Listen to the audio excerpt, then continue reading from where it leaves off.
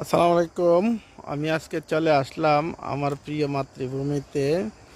এইখানে একটা অনেক বড় একটা দিঘি, এই যে এটার নামকরণ করা হয়েছে লাউ দিঘি। আজকে এটা ভরপুর কচুরি ফেনাতে, এটা ভরপুর হয়ে গেছে।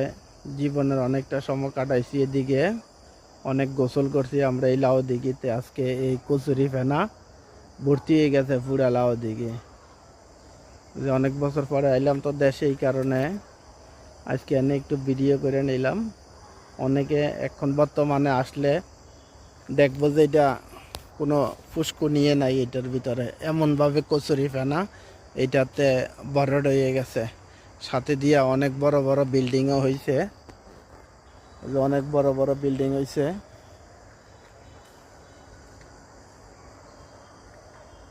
ওকে, সবাই ভালো থাকবেন।